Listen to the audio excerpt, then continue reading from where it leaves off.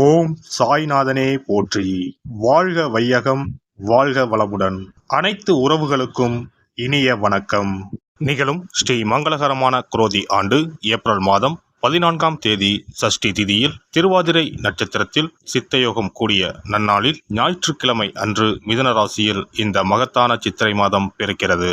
இம்மாதம் கிரகநிலை என எடுத்துக்கொண்டால் மேசத்தில் சூரிய பகவானும் குரு பகவானும், கன்னியில் கேதுவும், கும்பத்தில் செவ்வாய் சனியும், மீனத்தில் 3 கிரகங்கள் அதாவது சுக்கிரன், புதன் மற்றும் ராகு பகவான் உள்ளனர். இம்மாத கிரக பெயர்ச்சி என எடுத்துக்கொண்டால் 22/4/2024 செவ்வாய் பகவான் கும்பத்தில் இருந்து மீனராசிக்கு இடப்பெயர்ச்சி அடைகிறார். 25/4/2024 சுக்கிர பகவான் மீனராசியில் இருந்து மேசராசிக்கு மாறுகிறார். 6/5/2024 அன்று புதன் பகவான் மீனராசியில் இருந்து மேசத்திற்கு இடப்பெயர்ச்சி அடைகிறார். 1/5/2024 அன்று குரு பகவான் மேசத்தில் இருந்து ரிஷபராசிக்கு மாறுகிறார். இம்மாத வாஸ்து நாள் சித்ரா பௌர்ணமியுடன் இணைந்து வருகிறது.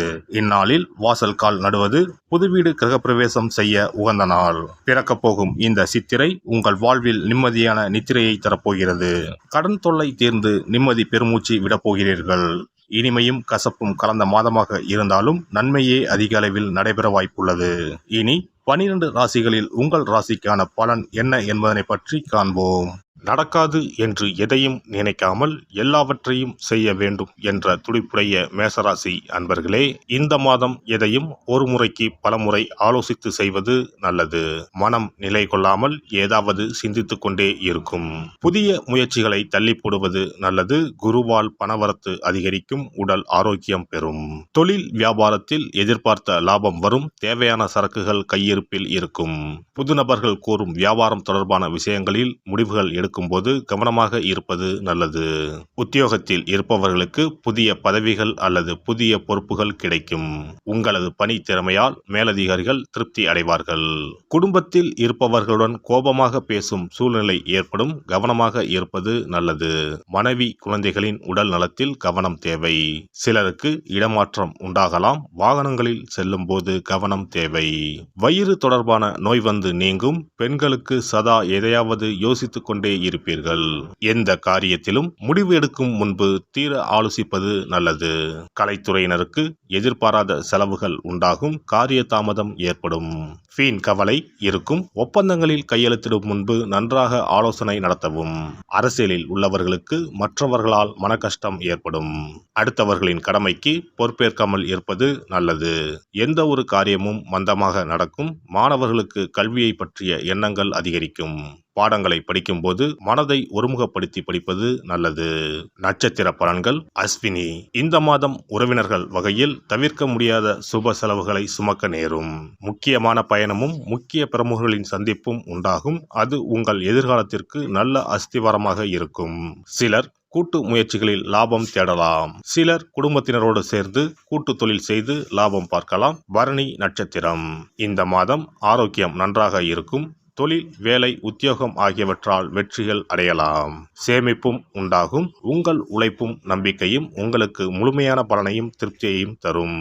எதிர்ப்பும் இடையூறும் ஒருபுறம் இருந்தாலும் உங்களின் தன்னம்பிக்கையாலும் தைரியத்தாலும் அவற்றை போராடி எதிர்த்து நின்று வெற்றி கொள்வீர்கள். கார்த்திகை நட்சத்திரம்.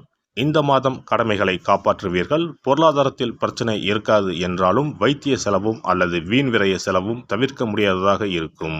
அதனால் சில சமயம் விரக்தி ஏற்படலாம். மனதில் ஆறுதலும் நம்பிக்கையும் உண்டாகும். தொழில், வியாபாரம், உத்தியோகத்தில் பிரச்சனைகள் இருக்காது. கந்த சஷ்டி விரதம் இருந்து முருகனை வணங்க பிரச்சனைகள் குறையும். மனதில் அமைதி உண்டாகும். சிறப்பு பரிகாரம்.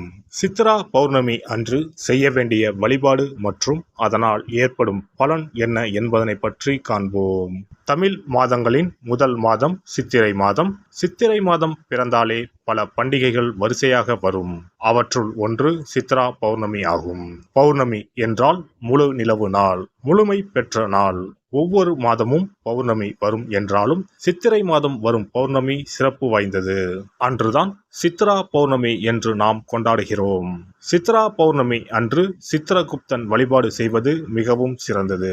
சித்திரகுப்தன் யமதர்ம ராஜனின் கணக்காளர் ஆவார். அவர் நமது பாவ புண்ணிய கணக்குகளை ஏட்டில் எழுதி நாம் இறக்கும் தருவாயில் யமதர்மனிடம் அறிவிப்பார். வானவில்லான அவரது தாயின் பல வண்ணங்களை உணர்த்தும் பொருட்டுத்தான் சித்திரகுப்தருக்கு பல வண்ண துணியை சாத்துவார்கள். சித்திரகுப்தன் கேது என்ற கிரகத்திற்கு உரிய கடவுள். அவருக்கு கொல்லினால் செய்யப்பட்ட வடை அல்லது சுண்டல் படைக்க வேண்டும். மலர்களால் அர்ச்சனை செய்து வழிபட வேண்டும். சித்ரா பௌர்ணமி அன்று சித்திரகுப்தனை வழிபடுவதன் மூலம் நமது எண்ணங்கள் தூய்மை அடையும். நாம் பாவ செயல்களை செய்யாமல் புண்ணிய செயல்களை செய்யும் வகையில் நமது எண்ண ஓட்டங்கள் தூய்மை அடையும். பாவம் மற்றும் புண்ணியம் செய்ய தூண்டுவது மனம். மனதை செம்மைப்படுத்தி புண்ணிய வழியில் மனதை செலுத்தும் வழியை சித்திரகுப்தன் நமக்கு அருள்வார். அதன் மூலம் செம்மையான வாழ்வு கிட்டும், செல்வ வளங்களும் பெருகும். செவ்வாயின் நட்சத்திரமான சித்திரை நட்சத்திரத்தில் சந்திரன் சஞ்சரிப்பதால் அன்று அம்மன் வழிபாடு செய்ய செவ்வாய் தோஷம் நீங்கும்.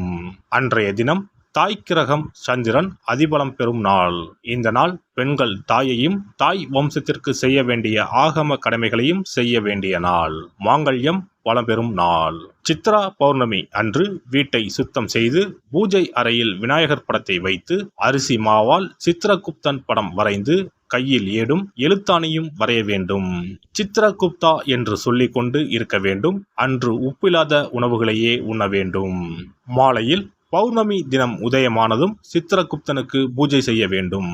தலைவாழை இலையில் சர்க்கரை பொங்கல் அல்லது வெண்பொங்கலை படைக்க வேண்டும். பயிற்றம் பருப்பு எருமை பாலும் சேர்த்து பாயாசம் செய்து நிவேதனம் செய்யலாம். சித்திரகுப்த விரத முறையில் மக்கள் உப்பு, பால் மற்றும் பால் சார்ந்த பொருட்களை தவிர்க்கின்றனர். காரணம், காமதேனுவிடமிருந்து சித்திரகுப்தன் தோன்றியதால் பால் மற்றும் பால் சார்ந்த பொருட்கள் தவிர்க்கப்படுகின்றன. படையலுடன் எல்லா காய்கறிகளும் சேர்த்து கூட்டு நிவேதனம் படைக்க வேண்டும். தொடர்ந்து தீபாராதனை காட்டி ஏழைகளுக்கு முடிந்த அளவு தானம் கொடுக்க வேண்டும். ஏழை மாணவர்களுக்கு பேனா, பென்சில், நோட், புத்தகங்கள் தானமாக கொடுக்கலாம். அன்னதானம் செய்வது மிகவும் சிறந்தது. இதன் மூலம் திருமண தடை நீங்கும், குழந்தை பாக்கியம் கிடைக்கும். முக்கியமாக நோட்டு புத்தகம், பேனா, பென்சில் முதலிய எழுத பயன்படும் பொருட்களை தானமாக வழங்கினால் நமது வாழ்வு சிறக்கும் என்பது நம்பிக்கை. ஒருவரின் ஜாதகத்தில் கேது சரியில்லை என்றால் பல பிரச்சனைகளும் உடல் உபாதைகளும் அனுபவிக்க நேரிடும். அதனால்தான் ஜோதிட சாஸ்திரம் ராகுவை போல் கொடுப்பார் இல்லை, கேதுவை போல் கெடுப்பார் இல்லை என்கிறது. இப்பேற்பட்ட கேது பகவானின் தொல்லையில் இருந்து விடுபட வருடத்திற்கு ஒரு முறையாவது சித்திரகுப்தனை வணங்க வேண்டும். எல்லாம் வல்ல இறையருளால் நீங்களும் உங்கள் அன்பு குடும்பமும் உடல் நலம், நீலாயுள், நிறை செல்வம், உயர் புகழ், மெய்ஞானம் ஓங்கி வாழ்க வளமுடன். இந்த வீடியோ பதிவு உங்களுக்கு பிடித்திருந்தால் லைக் பண்ணுங்க, கமெண்ட் பண்ணுங்க, ஷேர் பண்ணுங்க. மறக்காம சப்ஸ்கிரைப் பண்ணுங்க. பக்கத்துல இருக்கிற பெல் பட்டனை கிளிக் பண்ணுங்க. நன்றி, வணக்கம். ஓம் நமச்சிவாய. சிவாய நம.